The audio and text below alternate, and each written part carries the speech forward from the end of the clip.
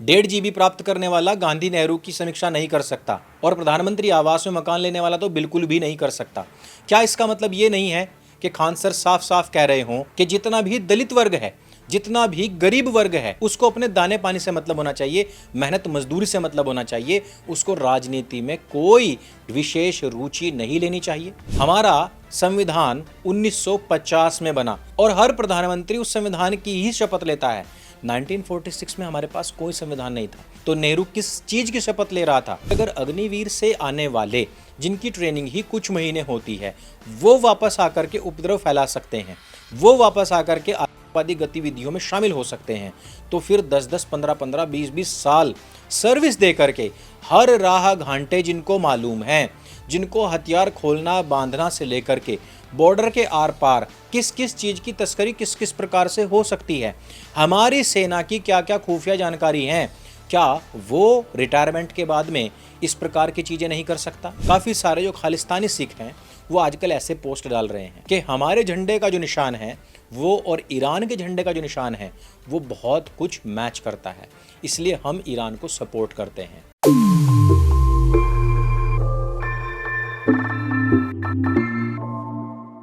ANI वालों ने Khan sir को अपने यहाँ पर इंटरव्यू के लिए बुलाया और इसके पीछे जो मजबूरी रही होगी वो सब लोग समझ सकते हैं, क्योंकि काफ़ी सारे यूट्यूबर्स ने एकजुट होकर के एएनआई के खिलाफ इस समय पर बिगुल फूंका हुआ है और इन सारे यूट्यूबर्स में से एक अकेला ऐसा खान था जिसने इस पर कुछ नहीं बोला था। और क्योंकि एक बड़ा यूट्यूबर है तो उसको अपने यहाँ पर बुला लो, तो उससे क्या होगा कि हमारी छवि, हमारा सपोर्ट हो जाएगा कि भैया हम सब के लिए बराबर नहीं है। वैसे एएनआई के बहुत सारे क्लिप्स हम भी यूज़ करते हैं और हमसे अब तक इस तरह की कोई डिमांड नहीं की गई है और आज की वीडियो में भी हम एएनआई के वीडियोज़ भर भर करके इस्तेमाल करेंगे, क्योंकि आज का जो हमारा वीडियो है वो है ही एएनआई के पॉडकास्ट की समीक्षा। तो इसमें हुआ क्या था कि खान से कुछ सवाल पूछे गए थे गांधी नेहरू के बारे में। खान ने जो जवाब दिया वो सोशल मीडिया पर वायरल हो गया।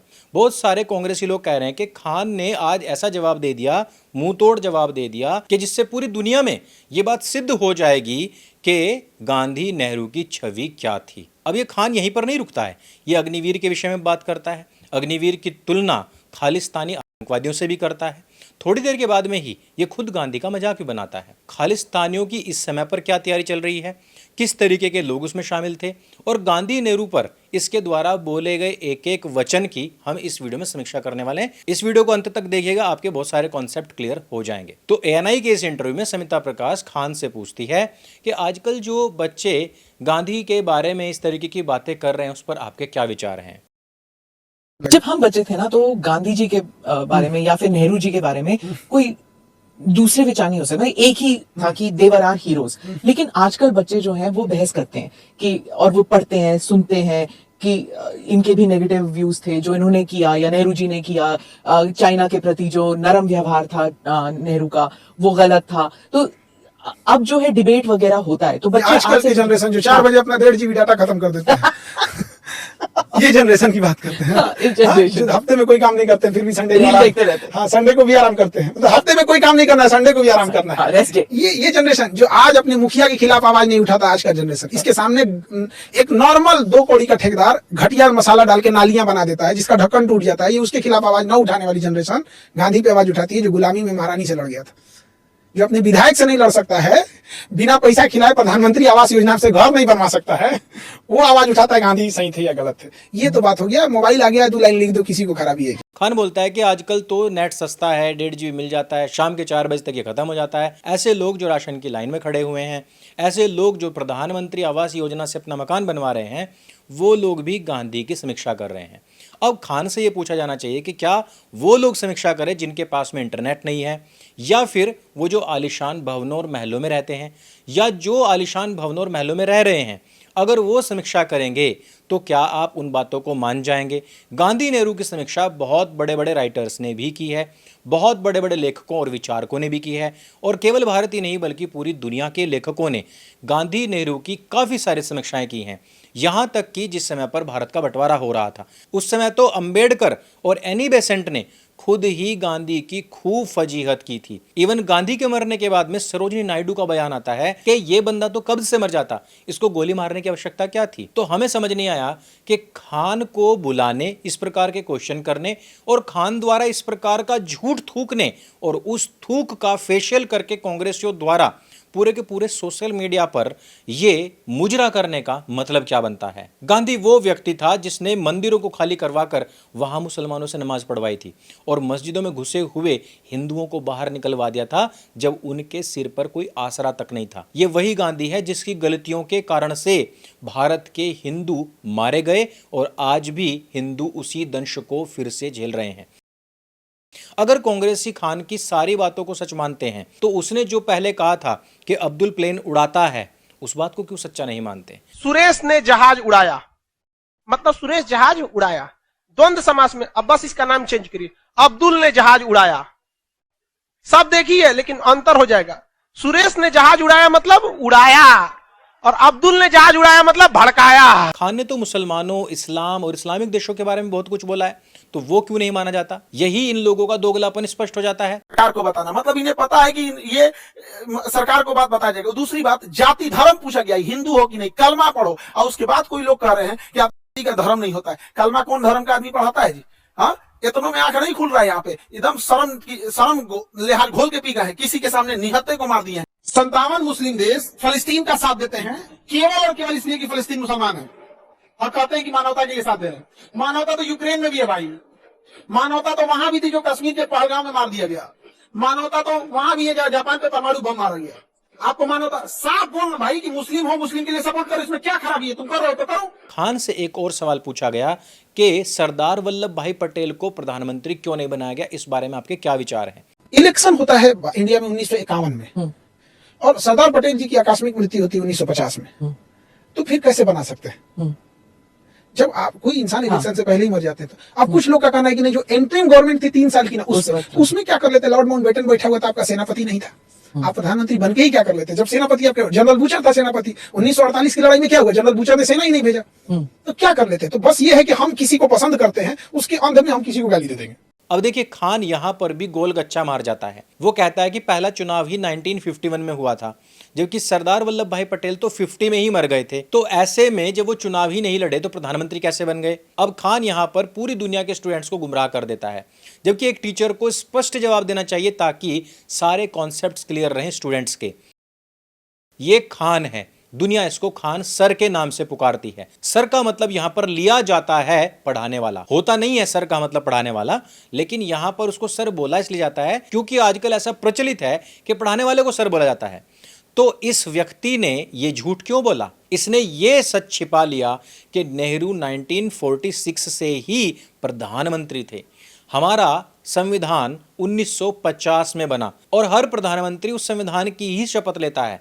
1946 में हमारे पास कोई संविधान नहीं था, तो नेहरू किस चीज की शपथ ले रहा था? वो रानी विक्टोरिया की शपथ ले रहा था, वो अंग्रेजी शासन की शपथ ले रहा था, वो उनकी गुलामी कर रहा था। अब आप मुझे बताइए कि 1947 में जब देश आजाद होता है तो उस समय पर जब नेहरू बिना चुनाव के प्रधानमंत्री बन सकता है तो पटेल क्यों नहीं बन सकते थे? खान यहां पर भी सारे स्टूडेंट्स की आंखों में धूल झोंकने का काम करता है। यह बहुत बड़ी गलती है कि एएनआई ने इसके ऊपर कोई क्रॉस क्वेश्चन नहीं किए, कुछ इस प्रकार का काउंटर क्वेश्चन नहीं किया, न जाने किस मजबूरी में पॉडकास्ट चलता रहा। अब ये जो चीजें मैंने आपको बताई हैं, इनको आप वृहद रूप से रिसर्च करके, एआई से पूछ करके, ग्रोक से पूछ करके भी ज्ञान हासिल कर सकते हैं, क्योंकि इस तरीके के झूठों से पर्दा उठना चाहिए। अब बात करते हैं अग्निवीर के सवाल के बारे में। यह व्यक्ति बोलता है कि अग्निवीर जैसे लोग जो 4 साल वहां जॉब करके वापस से आएंगे तो वो तो हथियार वथियार सीख करके आए हुए होंगे, फिर वो समाज के बीच में रहेंगे, समाज के बीच में फिर वो उपद्रव फैला सकते हैं, चोरी जारी भी कर सकते हैं। मैम, एक वेल आर्म सोल्जर को आप सिविलियन के बीच में कैसे एकोमोडेट कर पाइएगा? जब वो नॉर्मल छुट्टी पे आएगा, समाज में देखेगा तो वो अलग लेवल का रहेगा वो। तो इसका पॉजिटिव चीजें कुछ है, लेकिन जब ये निगेटिव हाथ से कंट्रोल से बाहर जाएगा ना तो बहुत मुश्किल हो जाएगा। ऑपरेशन ब्लू स्टार में क्या हुआ था? सबसे बड़ा प्रॉब्लम क्या था? उनका कमांडर आर्मी के थे, संभालना बड़ा मुश्किल हो गया था। तो ये चीजें को इन लोग को समझ में नहीं आ रहा है, पता नहीं क्या कर रहे हैं। और इसी में आगे कह देता है कि खालिस्तानी आतंकवादियों के साथ में जो शामिल लोग थे वो भी तो पूर्व के फौजी ही थे, और वो क्योंकि वहां पर मिलिट्री ट्रेनिंग लेकर के आए हुए थे इसलिए उन्होंने आर्मी को बहुत ज्यादा नुकसान पहुंचाया था। अब खान यहां पर यह नहीं बता रहा कि वो सारे के सारे क्या अग्निवीर से ही रिटायरमेंट लेकर के आए थे, क्योंकि यहां पर बात अग्निवीर की चल रही है कि अग्निवीर से आने वाले लोग तो टेररिस्ट भी बन सकते हैं, जैसे कि खालिस्तानी आतंकवादी भी वहीं से ट्रेनिंग लेकर के आए हुए हों। अरे भाई वो तो फौज से आए हुए थे ना। तो यहां पर दूसरा सवाल ये बनता है कि अगर अग्निवीर से आने वाले जिनकी ट्रेनिंग ही कुछ महीने होती है वो वापस आकर के उपद्रव फैला सकते हैं, वो वापस आकर के आतंकवादी गतिविधियों में शामिल हो सकते हैं, तो फिर 10-10, 15-15, 20-20 साल सर्विस दे करके हर राह घांटे जिनको मालूम है, जिनको हथियार खोलना बांधना से लेकर के बॉर्डर के आर पार किस किस चीज की तस्करी किस किस प्रकार से हो सकती है, हमारी सेना की क्या क्या खुफिया जानकारी है, क्या वो रिटायरमेंट के बाद में इस प्रकार की चीजें नहीं कर सकता? और जबकि इसका सटीक उदाहरण वास्तव में खालिस्तानी आतंकवादी हैं कि वो खालिस्तानी आतंकवादी पूर्व में अग्निवीर नहीं बल्कि हिंदुस्तान की फौज में फौजी हुआ करते थे। वैसे खान ने आपको एक उदाहरण नहीं बताया, मैं बता देता हूं। वो उदाहरण है 1945 के द्वितीय विश्व युद्ध में शामिल होकर के वापस आए मुस्लिम सैनिक, जिन्होंने डायरेक्ट एक्शन डे में हिंदुओं का हजारों की तादाद में कत्ल किया था। वो वहां पर ट्रेनिंग लेकर के आए, यहां पर आकर सुहरावर्दी और मोहम्मद अली जिन्ना के इशारे पर डायरेक्ट एक्शन डे से लेकर के 1947 15 अगस्त तक लगातार 1 साल तक हिंदुओं का करते रहे थे। खान ने यह बात आपसे छिपा ली कि किस प्रकार से आर्मी की ट्रेनिंग लेकर मुसलमान लोगों ने हिंदुओं का हजारों लाखों की तादाद में कत्ल किया था। ये वो नहीं बताएगा क्योंकि उसकी उम्मा उसकी कौम बीच में आ जाती है। ये सीधे सीधे सेना फौज आर्मी को बदनाम करने का डायरेक्ट तरीका है, और ये वो व्यक्ति है जो ऐसे लड़कों की तैयारियां भी करवा रहा है। ये अग्निवीर की परीक्षा में बैठने वाले लोगों की भी तैयारी करवाता है। अब आप इस व्यक्ति का दोगलापन देख लीजिए। लेकिन खालिस्तानियों के विषय में मैं एक चीज बता दूं आपको, इजराइल ईरान का युद्ध चल रहा है। काफी सारे जो खालिस्तानी सिख हैं वो आजकल ऐसे पोस्ट डाल रहे हैं कि हमारे झंडे का जो निशान है वो और ईरान के झंडे का जो निशान है वो बहुत कुछ मैच करता है, इसलिए हम ईरान को सपोर्ट करते हैं। Narendra Modi Canada G7 summit के लिए गए हुए हैं। छोटे छोटे बच्चे वहां पर नरेंद्र मोदी को गाली दे रहे हैं, उसके फोटो पर लात मार रहे हैं। काफी जगह पर नरेंद्र मोदी के खिलाफ ऐसी रैलियां निकल रही हैं जहां पर उनको उसी प्रकार से गोलियों से भूनने का शो दिखाया जा रहा है जिस प्रकार से इंदिरा गांधी को मारा गया था।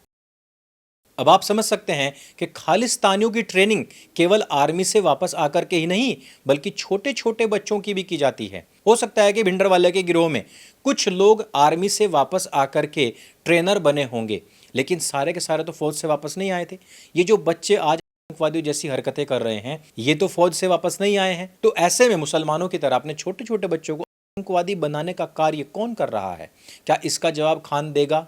तो दोस्तों ऐसा नहीं है कि बहुत सारे कथावाचक ये बात कहते हों कि हमारी कथाओं में आने से पहले चप्पल और बुद्धि बाहर उतार करके आना।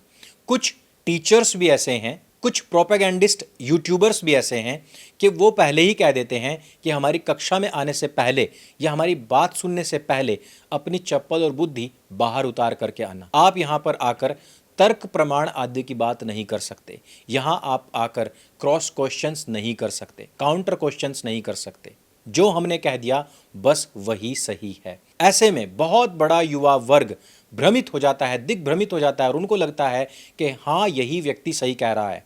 पटेल प्रधानमंत्री नहीं बन सकते थे क्योंकि वो तो चुनाव से पहले ही मर गए थे। 1.5 GB प्राप्त करने वाला गांधी नेहरू की समीक्षा नहीं कर सकता और प्रधानमंत्री आवास में मकान लेने वाला तो बिल्कुल भी नहीं कर सकता।